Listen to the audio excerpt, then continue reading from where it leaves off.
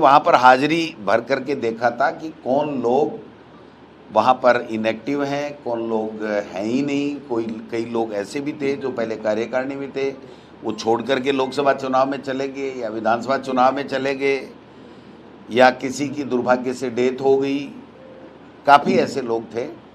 तो उन सब का हमने रिव्यू किया और हमारी ब्लॉक की कार्यकारिणी और मंडलों की कार्यकारिणी हम लोग बना रहे हैं। मुझे बताते हुए खुशी है कि हमारे तमाम ब्लॉक की कार्यकारिणी में पूरी तरीके से हमने इसको अपडेट कर लिया है और मंडल की कार्यकारिणी में भी 80% काम आज की तारीख तक हमारा पूरा हो गया है।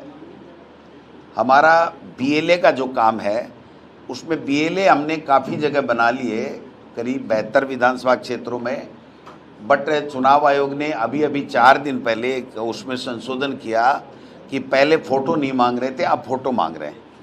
तो हम ये चाहते हैं कि पूरी तरीके से जो फ़ोटो और मोबाइल नंबर का उसमें कॉलम नहीं था और अभी 4 दिन पहले ही उन्होंने अपडेट किया है, तो हमने उसको दोबारा लगा दिया है। और हमारा ऐसा मानना है कि हम 28 तारीख पहले तमाम 200 विधानसभा क्षेत्रों के बीएलए हम लोग चुनाव आयोग को भिजवा देंगे और मंडल की पूरी कार्यकारिणी। अभी हमने नगर कांग्रेस कमेटी हमारी पहले केवल 80 जगह बनी हुई थी, जो कोई इंटरेस्टेड था उसने बना ली, नहीं बनाई। लेकिन नए तरीके से हमने ये तय किया है कि 246 नगर पालिकाएँ जहाँ पर ब्लॉक का अकेला अगर कोई ब्लॉक है शहर का, तो वहाँ हमने अलग से नगर नहीं बनाया, ब्लॉक कांग्रेस कमेटी बनाई है और नीचे वार्ड कांग्रेस कमेटी है। लेकिन अगर ब्लॉक के अंदर शहर भी है और ग्रामीण भी है, तो उस नगर पालिका के क्षेत्र में, चाहे वो नगर पालिका हो चाहे वो नगर परिषद हो, उसमें हमने नगर कांग्रेस कमेटी बनाया। वो 246 है। तकरीबन आधे से ज़्यादा हमने वहाँ के नगर अध्यक्ष बना दिए हैं और उनकी कार्यकारिणी के लिए आज से हमने एक अभियान चालू किया है कि सारे के सारे जयपुर मंडल के तमाम प्रदेश कांग्रेस कमेटी के जो हमारे ऑब्जर्वर थे, उन्होंने अपनी अपनी रिपोर्टें प्रस्तुत की हैं और इनको अब नेक्स्ट टास्क जो हमने दिया है कि जो नए नगर कांग्रेस कमेटियां बनाई हैं उसमें नगर की कार्यकारिणी 30 लोगों की, एक नगर अध्यक्ष और 30 की कार्यकारिणी हम लोग बनाएंगे। और ये कार्य भी हम इससे 28 तारीख से पूरा हम चाहते हैं कि करें। फिर भी छोटी मोटी कोई बात रहती है तो हम लोग पार्टी हाईकमान से बात करके और करेंगे। लेकिन मेरा कहना यह है कि हम एक माइनॉरिटी, एक ब्लॉक, मंडल, हमारा बूथ, हमारा नगर कांग्रेस कैसे काम कर रहा है, कौन विधायक प्रत्याशी कौन उन मीटिंगों में कितना पार्टिसिपेट कर रहा है, ये सारी चीज़ें हम लोग हमारी प्रदेश कांग्रेस कमेटी में अपडेट कर रहे हैं। मुझे बहुत खुशी है बताते हुए कि काफ़ी जगह इतना अच्छा काम हुआ है कि ब्लॉक की कार्यकारिणी भी बूथ की कार्यकारिणी भी 11 की बन चुकी है, मंडल की कार्यकारिणी बन चुकी है, नगर अभी दिए हैं। तो नगर की कार्यकारिणी के लिए आज हमने इनको निर्देश दिया और बीएलए का जो अधूरा काम है उसके लिए हम दे रहे हैं। और तकरीबन 30% जो मंडल की कार्यकारिणी नहीं बनी है उसके लिए भी हम कर रहे हैं। पूरा पारदर्शिता के साथ में हम लोग काम कर रहे हैं। जहां हमें ये सूचना मिल रही है कि यहाँ पर ब्लॉक अध्यक्ष कोऑपरेट नहीं कर रहा है, या मंडल अध्यक्ष कोऑपरेट नहीं कर रहा है, या मान लीजिए वो मंडल अध्यक्ष बन गया लेकिन वो इच्छुक नहीं है या वो निष्क्रिय है, तो उसकी रिपोर्ट भी हम पूरी तरीके से लेकर के उसको कैसे ठीक किया जाए उस दिशा में हम काम कर रहे हैं। एक चीज़ माइनॉरिटीली नोट कर रहे हैं, क्योंकि संगठन जितना मजबूत होगा उतनी ही हमारी पार्टी मजबूत होगी। और नगर निकाय और पंचायत राज चुनाव में इन तमाम जो ब्लॉक अध्यक्षगण हैं, मंडल अध्यक्षगण हैं, नगर अध्यक्षगण हैं, इनकी कार्यकारिणी है, उनकी प्रमुख भूमिका हम लोग रखने वाले हैं। ये हमने फैसला लिया है, क्योंकि हमारे नेता खड़गे साहब और राहुल जी कह रहे हैं कि जिला कांग्रेस कमेटी की एमएलए और एमपी की टिकटों में भूमिका रखने का फैसला हमारी पार्टी हाईकमान ने किया है। तो प्रदेश कांग्रेस कमेटी ने भी ये फैसला किया है कि इन तमाम जो संगठन के पदाधिकारी हैं उनको हम नगरपालिका और पंचायती राज के टिकटों में इनकी प्रमुख भूमिका करने वाले हैं। और हमारा प्रयास रहेगा कि नगर पालिका और पंचायत राज चुनाव 50% लोगों को टिकट 50 साल से कम उम्र के नौजवानों को दी जाए। महिला, SC ST का जो रिजर्वेशन है उसके लिए जो भी क्राइटेरिया होगा वो हम पूरा करते ही करते हैं। लेकिन मुझे कहते हुए बड़ी तकलीफ हो रही है कि राजस्थान की सरकार यहाँ पर न तो पंचायती राज चुनाव कराना चाहती है, न नगर निकाय के चुनाव कराना चाहती है, और पूरी तरीके से पूरा सिस्टम ठप कर दिया है। न नगर पालिकाओं में पैसा जा रहा है, न उनके पास में कोई पट्टे वट्टे की जो आय होती थी उसको भी काम ठप कर दिया है। कोई मास्टर प्लान बन रहा था उसको ठप कर दिया है। पूरी तरीके से इलीगल कॉलोनियाँ बस रही हैं, लोग अतिक्रमण कर रहे हैं। एक तरीके से पूरी तरीके से डासा चरमराया हुआ है। न पंचायती राज का कोई सतूना बैठ रहा है। यहाँ से मुझे पता चला कि जिला परिषदों को ये कहा गया है कि जहाँ जहाँ कांग्रेस के प्रधान हैं, जहाँ जहाँ कांग्रेस समर्थित ज़्यादा सरपंच हैं, वहाँ पर नए काम स्वीकृत नहीं किए जाएं, पक्के काम स्वीकृत नहीं किए जाएं। मैं समझता हूँ कि ये पहली बार हो रहा है। किसी तरीके की ऐड नहीं, किसी तरीके का बजट नहीं, चुनाव है नहीं, प्रशासक लगा दिए और उनको काम करने से भी रोका जा रहा है। परिसीमन का काम इनसे हो नहीं रहा है। जो OBC आयोग ये लोग बाग जिसकी 2022 का फैसला है, लेटेस्ट है, उसके बाद में इन्होंने 1.5 साल हो गई सरकार आए, न तो उन्होंने आयोग बनाया जिससे वो सर्वे कर सके कि OBC की हमारे यहाँ कितनी संख्या है। क्योंकि सुप्रीम कोर्ट ये कहता है कि जब तक आप OBC का आरक्षण दोगे, किसी भी चीज़ का आरक्षण दोगे, उसका सर्वे आपके पास में अधिकृत रूप से होना चाहिए, तभी आप उतनी प्रतिशत OBC आप दे सकते हो। तो ये सर्वे इनको 1.5 साल में करा लेना चाहिए था, लेकिन इनको चुनाव कराने ही नहीं है। अभी आप देखिए कि राज्य निर्वाचन आयोग का काम है चुनाव कराना, लेकिन घोषणा कौन कर रहा है? मंत्री कर रहे हैं। मंत्री भी कौन से कर रहे हैं? खर्रा साहब कह रहे हैं हम इतने नवंबर से इतने नवंबर के बीच में, दिसंबर के बीच में चुनाव कराते। वो होते कौन है चुनाव की घोषणा करने वाले? ये संवैधानिक संस्थाओं को जीरो करके रख दिया इन्होंने। आप राज्य निर्वाचन आयोग तय करेगा कि कब होगा और किस प्रकार से चुनाव होगा, वो राज्य सरकार का काम नहीं है।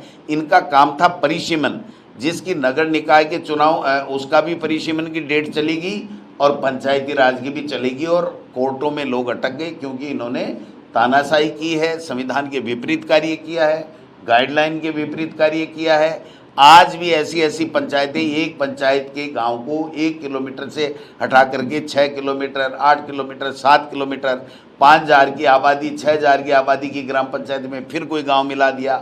मतलब मर्जी आए जैसे तोड़ मरोड़ करके अनाधिकृत लोगों ने यहाँ परिसीमन में तांडव नृत्य कर रखा है, जिसकी हम लोग निंदा भी करते हैं और लोग कोर्टों में जा रहे हैं। मैं फिर कहना चाहता हूँ कि जो ही इनका नोटिफिकेशन आएगा 100% कम से कम 1,000 से ज़्यादा ग्राम पंचायतें नगर निकाय में या पंचायती राज में, पंचायत समितियों या ग्राम पंचायतों की रिटें राजस्थान उच्च न्यायालय में जाने वाली हैं। क्योंकि इनको चाहिए ये कि कोर्ट में मामला उलझ जाए और उलझने के बाद में ये लोग बाग काम नहीं कर सके। जब 4 जुलाई राजस्थान उच्च न्यायालय ने कह दिया कि आप पहले हमको बताओ और उसके बाद में कुछ करना, जब इनकी डेट 4 जून थी फाइनल करने की, तो इनको जाकर के मई में फैसला आया था। इनको अर्ली हेयरिंग लगा करके राजस्थान उच्च न्यायालय को, माननीय न्यायालय को ये कहना चाहिए था कि साहब हमारी नोटिफिकेशन की डेट ही 4 जून है, इसलिए आप हमें जल्दी दे दीजिए, हम ये इस काम को जल्दी पूरा कर लेंगे। आज तक सरकार में से कोई भी व्यक्ति ने जाकर के नहीं कहा। और पंचायती राज राज्य मंत्री जो है, पंचायती राज राज्य मंत्री, कैबिनेट मंत्री तो कुछ बोलता है नहीं, बोलता है तो जो बोलता है आपको सबको पता है। शिक्षा मंत्री है तो शिक्षा के बारे में नहीं बोलेगा, पंचायत राज मंत्री पंचायत के बारे में नहीं बोलेगा, वो गाय के बारे में, माँ के बारे में, पेड़ के बारे में और कुछ RSS के बारे में, इस तरह के, या हमारे ऊपर अनलगर आरोप लगाना है, उस तरह की बातें करेंगे।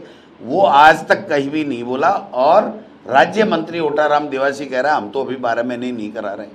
राजेंद्र जी राठौड़ साहब भी अनऑफिशियली जब लोग जाते हैं तो कहते हैं कि 2027 में हम पंचायती राज चुनाव कराएंगे।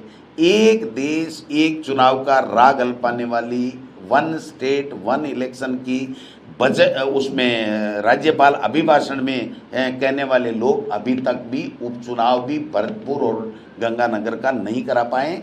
गंगानगर में फार्म नॉमिनेशन हो गया और उसके बाद में हाई कोर्ट से स्टे लेके आए, और वो भी हाई कोर्ट का स्टे कैसे लेकर के आए कि एक 4 बीजेपी के वहाँ पर जिला परिषद मेंबर थे, एक का बैकडेट में इस्तीफा दिलाया, कलेक्टर से यहाँ पर लिखवाया।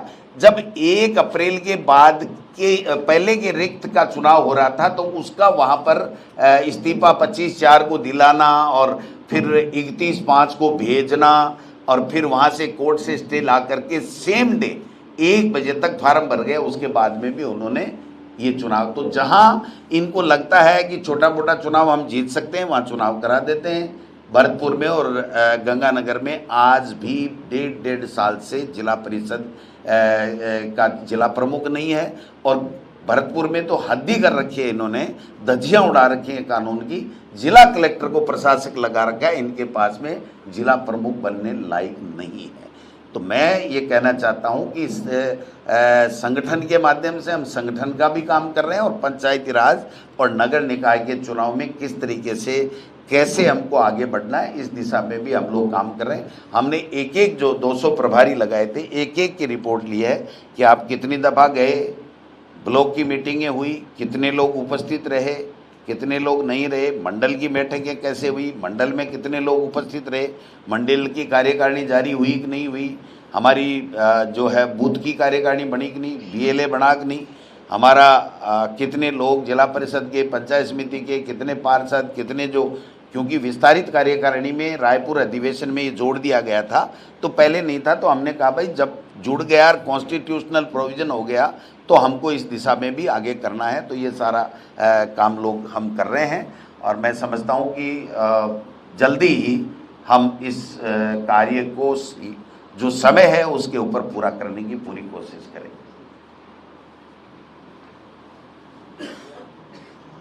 सर, जिस तरह की तस्वीरें अभी जी इस तरह की तस्वीरें अभी आई नेताओं के मिलने की, तो कितना फायदा आपको लगता है निकाय और पंचायत? देखिए साहब, मैं बहुत ऑनेस्टली कहूँगा क्योंकि संगठन का काम है, अगर मैं छुपाऊंगा तो मुझे नुकसान होगा, पार्टी को नुकसान होगा। जिले में एक दो जगह ऐसी आ रही हैं कि वहाँ पर लीडर या लोग एक्टिव कम हैं, तो मैं साथ साथ जहाँ जो एक्टिव कम हैं उनसे रिक्वेस्ट कर रहा हूँ पर्सनली टेलीफोन कर करके कि भाई आपके मंडल की कार्यकारिणी नहीं बनी है या आपके मंडल की नहीं बनी है और आपके ब्लॉक अध्यक्ष थोड़ा सा कम रिस्पॉन्स कर रहे हैं, तो आप बताइए। अगर वो संगठन में काम करने के इच्छुक नहीं है तो हम पार्टी हाईकमान से बात करके उनको चेंज करते हैं, नहीं तो इनको एक्टिव कीजिए। मुझे इस बात का संतोष है कि 99.99% जगह हमें सफलता मिल रही है, सब लोग एक्टिव हो रहे हैं, सब लोग काम कर रहे हैं। जहाँ थोड़ा बहुत कोई किसी कारण से कोई नहीं हो रहा है तो उससे हम लोग पर्सनली बात करें, क्योंकि देखिए संगठन का काम है, सबको मिलकर के करने का काम होता है। एक व्यक्ति कोई भी नहीं कर सकता, न गोविंद डोटासरा कर सकता है, न अकेले कोई दूसरा व्यक्ति कर सकता है। इसलिए सबकी सहभागिता जरूरी है और जहाँ जहाँ सहभागिता मिल रही है हम उसमें और तेज गति से आगे बढ़ रहे हैं। जहाँ थोड़ी बहुत हमें कमजोरी मिल रही है वहाँ पर हम रिक्वेस्ट कर करके आगे बढ़ा रहे हैं, और आवश्यकता हुई तो हम लोग उन लोगों को एक बार बुला करके अलग से बात भी कर लेंगे कि भाई यहाँ पर संगठन थोड़ा सा कमजोर, क्योंकि जहाँ हमारे MLA नहीं हैं, 3 बार हार गए, 4 बार हार गए, या हमने कैंडिडेट चेंज कर दिया, ब्लॉक अध्यक्ष पहले के हैं, तो इस तरीके की कई जगह जो हैं वो वास्तव में है टिपिकल है, लेकिन वो संख्या बहुत कम है। हम बहुत अच्छी संख्या में हैं और हम चाहते हैं कि कांग्रेस राजस्थान में एक मॉडल पेश करे जो पूरे हिंदुस्तान में उसकी ये हो कि साहब संगठन का काम राजस्थान में बहुत अच्छा हो रहा है। ये हम प्रयास कर रहे हैं। बाकी तो नंबर देना पार्टी आला कमान का, आपके मीडिया का, हमारे कार्यकर्ताओं का, उनका काम है। लेकिन हम प्रयास कर रहे हैं, हमारे प्रयास में कोई कमी नहीं है और हमें प्रयास में पूरा सपोर्ट मिल रहा है। तमाम बड़े लीडर, छोटे leader, MLA candidate, MP candidate, सबसे चर्चा करके सबको सामंजस्य से बैठा करके हम संगठन का निर्माण कर रहे हैं। ये हमारे लिए बहुत अच्छी बात है। डोटासरा जी, गहलोत साहब का एक बयान सामने आया है 11 जून को, जिसमें उन्होंने कहा है कि पायलट और मैं कभी दूर थे ही नहीं। तो जो कुछ कहा गया उनकी तरफ, क्या वो मीडिया ने गलत समझा? तो आप 73 साल के इतने सीनियर व्यक्ति को, जो 3 बार केंद्र में मंत्री भी रह गए, 5 बार एमपी रह गए, यहाँ 3 बार सीएम रह गए, तो उनके बयान का खंडन क्यों करना चाहते हैं आप? मान लीजिए, मान लीजिए ना आप, उनके बात के ऊपर, उनके किसी कथन के ऊपर मेरी टिप्पणी मैं समझता हूँ कि ठीक नहीं है। जो उन्होंने कहा है बहुत सोच समझ के कहा है, तो निश्चित रूप से राजस्थान की कांग्रेस में कोई दड़े नहीं है, कोई मनमुटाव नहीं है, साथ बैठ करके कांग्रेस के संगठन का काम कर रहे हैं। और मैं तो मेरी कह सकता हूं कि मुझे 100% सब लोगों का कोऑपरेशन मिल रहा है। दोनों नेताओं की जो मुलाकात हुई थी उस पर बीजेपी ने कमेंट किया है। बीजेपी की तरफ से कहा गया है कि ये बड़े तूफान से पहले की शांति है। बीजेपी है कौन? आज प्रेस कॉन्फ्रेंस कौन है बीजेपी में? किसने की है? राजेंद्र जी राठौड़ तो देखो अभी भूमिगत हैं, वो तो परिसीमन में तोड़-फोड़ में लगे हुए हैं, रिजल्ट क्या आता देखते हैं। लेकिन मदन राठौड़ जी को तो मानता ही नहीं है कोई बीजेपी में। आप बताओ कोई मानता है? अगर मानता तो आरएस मेंस की भर्ती को निरस्त कराने के लिए, वो एग्जाम को निरस्त कराने के लिए आके कह गए मेरी सब जगह बात हो गई, ऊपर हो गई, नीचे हो गई, और वो कल एग्जाम हो रही है। तो बीजेपी के प्रदेश अध्यक्ष की जिस पार्टी में ये हालत हो, और मुख्यमंत्री जिसके लिए उनके मंत्री कहते हैं कि मुख्यमंत्री जी ने कहा कि हम निरस्त करा देंगे, तो फिर ये बीच में तीसरी चीज आ कौन रही है? इसका मतलब जो हम कह रहे हैं कि न मुख्यमंत्री की चलती है, न प्रदेश अध्यक्ष की चलती है। बीजेपी में पर्ची से काम होते हैं या खर्ची से काम होते हैं। तो ब्यूरोक्रेट्स भी लगे हुए हैं, और दिल्ली से पर्चियाँ आती हैं वो लोग भी लगे हुए हैं, दिल्ली के लोग भी लगे हुए हैं। बाकी यहाँ पर तो मुझे तो लगता नहीं। किरोड़ी लाल मीणा साहब भी कह रहे हैं, मैंने भी कह दिया, 2 उप मुख्यमंत्री कह रहे हैं, 40 विधायक कह रहे हैं, और रिजल्ट 0 आ रहा है। तो आप समझ सकते हो कि किस बीजेपी की बात कर रहे हैं। वो उनको अधिकार ही क्या है हमारी पार्टी के बारे में टिप्पणी करने का? वो तो अपनी देखें, और राज में वो हैं, जवाबदेही उनकी बनती है कि आपका ये जो कुशासन है, आपके जो माफिया हावी है, आपका ब्यूरोक्रेट्स हावी है, आपसे आईएएस की लिस्ट निकलती नहीं, आरएएस की लिस्ट आपके ट्रांसफर की निकलती नहीं, बैन होते नहीं, मंत्रिमंडल विस्तार होती नहीं, पर्चियां बदलने की रोज़ाना अफवाहें आती हैं या सही आती हैं, रोज़ाना न्यूज़ें दिल्ली से आती रहती हैं। तो उसको संभालो ना। प्रदेश का लोग पानी के लिए, बिजली के लिए, बेरोजगार नौकरी के लिए तड़प रहा है, और आप लोग इधर उधर की बातें करके अपना समय व्यर्थ कर रहे हो और दूसरे पे टिक्का टिप्पणी कर रहे हो, ये ठीक नहीं।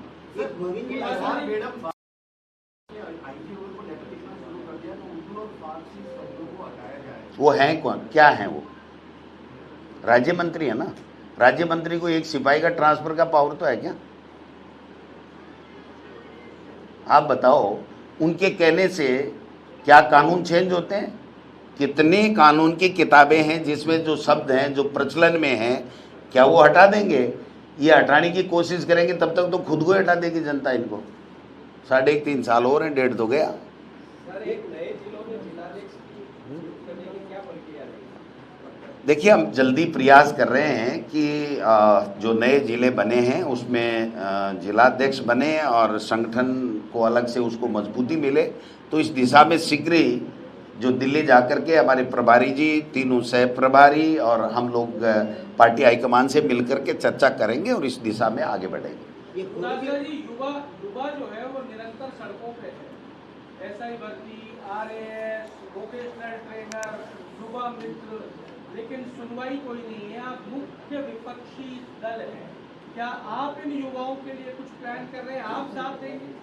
हम तो साहब प्लान ही नहीं कर रहे हैं, इनके लिए संघर्ष भी कर रहे हैं, चर्चा भी कर रहे हैं। जो ये संविधान तोड़ रहे हैं, इनकी चलती नहीं है, इनके कोई निर्णय करने की क्षमता नहीं है। जो पपेट बैठा करके पूरे राजस्थान का सत्यानाश कर दिया, जनादेश का अनादर कर दिया, उसके लिए भी रोजाना बात करते हैं। संविधान बचाओ की रैलियां कर रहे हैं, जिलों में जा रहे हैं और कर रहे हैं। इन युवाओं के लिए डेली बात करते हैं कि इनके आप निर्णय तो कीजिए, कोई भी निर्णय कीजिए, निर्णय कीजिए। जब 2 उप मुख्यमंत्री और 40 विधायक और मंत्री लिख दे और इनका एक कैबिनेट मंत्री जाकर के वहां पर आश्वासन दे आए और इनका प्रदेश अध्यक्ष आश्वासन दे आए और उसके बाद में रिजल्ट 0 आए, तो मैं तो कहता हूँ डूब के मर जाना चाहिए। कौन नहीं गए? मदन राठौड़ नहीं गए? कौन? पर्ची आ गई होगी कि तेरे को मना करना है। वरना तो हमने और आपने तो देखा था कि वो बच्चों में खड़े होकर के मुस्कुरा के कह रहे थे जहाँ पहुँचानी थी बात पहुँचा दी है, जहाँ पहुँचानी थी पहुँचा दी है। वो अगले ने नहीं झेली या इन्होंने बात नहीं फेंकी, मुझे तो पता नहीं। लेकिन ये दुर्भाग्य है कि इस तरीके का स्टेप आ गया और ये लोग सरकार में बैठे हैं जो कोई जवाबदारी नहीं है, कोई बात ही नहीं है, कोई निर्णय की बात ही नहीं है। आप बताइए, वरना पहले दिन कह देते कि नहीं ये एग्जाम समय पे होगी, हमारा ये टाइम टेबल है। एक तरफ मैं एक बात पूछना चाहता हूँ, ये बच्चों को धोखा क्यों देते हैं?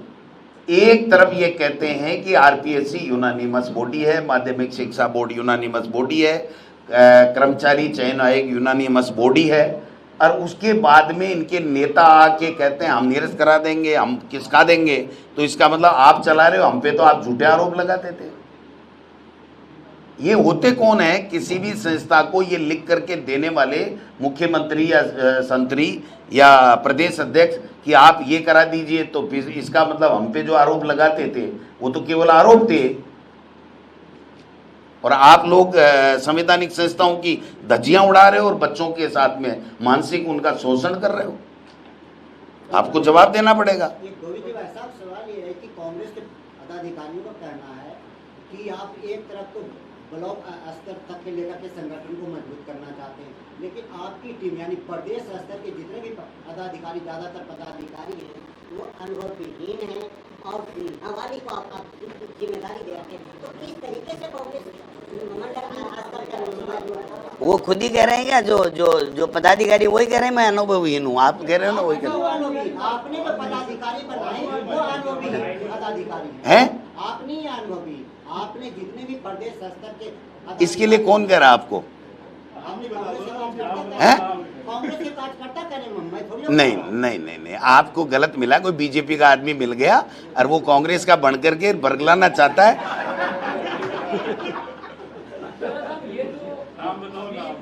गुजरात मॉडल पर और मध्य प्रदेश मॉडल की तरफ से जो संगठित करने का अभियान चल रहा है, क्या आने वाले दिनों में राजस्थान में भी नए सिरे से पूरी कवायद होगी या आपकी ये निर्णय पार्टी हाईकमान लेता है कि किस स्टेट में किस तरीके से हमें संगठन को मजबूती देनी है। हमें जो काम दिया गया वो हम बखूबी पूरा सबके साथ लेकर के कर रहे हैं। बाकी पार्टी हाईकमान का निर्णय, जो निर्णय लेगी उस निर्णय के मुताबिक पालना करेंगे हम लोग। राजस्थान पर भोपाल में कहा था कि ये मॉडल पूरे देश में लागू हो जाएगा, तो क्या राजस्थान में कोई? राहुल गांधी और खड़गे साहब कहते हैं वो हमारे लिए आदेश है, तो वो जो करेंगे वो पार्टी में चलेगा। आज की तारीख में हमें जिम्मेदारी दे रखी है कि संगठन को, खड़गे साहब ने आप सबके सामने कहा था कि भाई काफ़ी अच्छा काम हुआ है, बट जो रिक्तियां हैं वो आप कितने दिन में कर दोगे। मैंने उनको 2 महीने का समय लिया था। मैं कोशिश करता हूं कि वो 2 महीने में मैं पूरा करके दूं, ये मेरी ड्यूटी है। फिर बाकी पार्टी हाईकमान जो भी निर्णय लेगा, जिस तरीके से संगठन को आगे चलाना चाहेगा वैसे चलाए, कोई दिक्कत नहीं। दिन आपने बयान किया था राजेंद्र राठौड़ को लेके कि बंदर के हाथ में उस्तरा दे दिया है, तो उस उस्तरे में कोई धार हो रही है या कमजोर है? अब देखिए साहब, वो तो एक कहावत थी वैसे तो, न तो वो बंदर हैं क्योंकि वो मेरे बड़े भाई हैं, आदरणीय हैं, 7 बार के विधायक हैं, बहुत ही अनुभवी हैं, लेकिन वो अभी राजस्थान की विधानसभा लोकसभा में नहीं है, तो उनको पार्टी ने काम दिया होगा। बट पार्टी में दिया हुआ काम पार्टी तक सीमित हो रहना चाहिए। सीएमओ, नगर निकाय के अधिकारी और पंचायत राज के अधिकारियों तक उनकी चिट्ठियां जाकर के अगर कोई पंचायतों को नियम विरुद्ध तोड़ मरोड़ किया जाता है, नगर पालिकाओं को तोड़ मरोड़ किया जाता है, तो वो गलत है और वो गलत काम वो कर रहे हैं। और भजन लाल जी जैसे एसआई भर्ती जैसे आरएएस की परीक्षा का निर्णय करने में अपने आप को असक्षम पा रहे, उसी तरीके से वो उनको भी रोकने में वो अपने आप को ऐसा महसूस कर रहे हैं। कासरा जी, राजस्थान में गहलोत सरकार के कार्यकाल में योजना शुरू हुई थी लड़कियों और महिलाओं के लिए उड़ान नाम की। पिछले करीब 9 महीने से ज़्यादा समय से गांव भाड़ियों में राजस्थान में उसके तहत जो महिलाओं को लड़कियों को सैनिटरी नैपकिन्स मिल रहे थे वो ना तो डिस्ट्रीब्यूट किए जा रहे हैं, ना ही योजना को बंद किया गया है। क्या आपको लगता है कि ये देखिए, इनका काम ही नहीं है ये कि भाई जनता के लिए कोई कल्याणकारी योजना लाएं या जो कल्याणकारी योजना पहले की सरकार की चल रही है उसको और ज़्यादा मजबूत करें, कोई कमी खामी तो ठीक रहे। इनका काम ही नहीं है ये। इनका तो काम है एक दूसरे की गोभी खोदना है। बीजेपी में एक दूसरे की गोभी खोदने में लगे हुए हैं। सबको एक भय है कि दिल्ली से कब किसकी पर्ची आ जाए, और उस पर्ची के चक्कर में अगर हमारा मंत्री या मुख्यमंत्री ये कहने लग जाए कि यार मेरे से डायरेक्ट फ़ोन पे बात मत किया करो, मेरा फ़ोन दिल्ली वाले सुनते हैं, तो आप समझ सकते हो कि उस प्रदेश का क्या हाल होगा। ये किसने कहा है सर? ये किसने कहा है सर? ये किसने कहा? जो लोग आके बताते हैं कि मुख्यमंत्री और मंत्री ऐसा कहते रहते हैं कि आप डायरेक्ट फ़ोन पे बात मत किया करो। जो हमने सुना है लोगों से वो बता रहा हूँ, सही क्या है वो तो वो खुद कभी बता देंगे। कहते रहते हैं कि आप समझा करो, डायरेक्ट कॉल मत किया करो, मेरे फ़ोन भी ऊपर तक बातें जाती हैं। तो अब क्या हो रहा है, ये अदृश्य शक्ति काम कर रही है। राजस्थान में चुने हुए जनप्रतिनिधि काम नहीं कर रहे हैं। अब टेप की मैं नहीं कह रहा, मेरी सूचनाएं जाती रहती हैं, ऐसा लोग कहते हैं, बीजेपी के लोग कहते हैं। जो काम करके, जो काम कराने के लिए आते हैं, जब बात करते हैं तो वो कहते हैं कि भाई फ़ोन पे आप कम से कम बात किया करो, मेरे से आके मिला करो, और मिलने के बाद में काम नहीं होते, ये भी शिकायत है लोगों की। कैसे सूचना कैसे मिली? साहब, अब आप क्या काम करते हो बताओ। आप और हम जब संवाद रखते हैं तो सब चीज़ें आ ही जाती हैं ना, छन छन के। हमारी भी आपके पास आती हैं, रोजाना कोई न कोई कॉलम पढ़ने को मिलता है, तो उनकी भी कोई न कोई तो आती ही रहती है ना सबको। आपके बयान से कई मंत्री परेशान हैं। आपने कहा कि मेरे मंत्रियों से ज़्यादा सब नहीं, मैं तो इसलिए कह रहा हूँ कि उनकी 0 चलती है, मेरी 1% भी चलती तो ज़्यादा हो गई ना। 0 से तो 1 ज़्यादा हो गया ना, इसलिए कह रहा हूँ। उनकी किसी की नहीं चलती। आप इन मंत्रियों का रिकॉर्ड उठा के देख लो, ये अपने अपने ज़िले में गए हैं, कितने लोग कार्यकर्ता या जन सुनवाई में इनसे मिले हैं। जिला कलेक्टर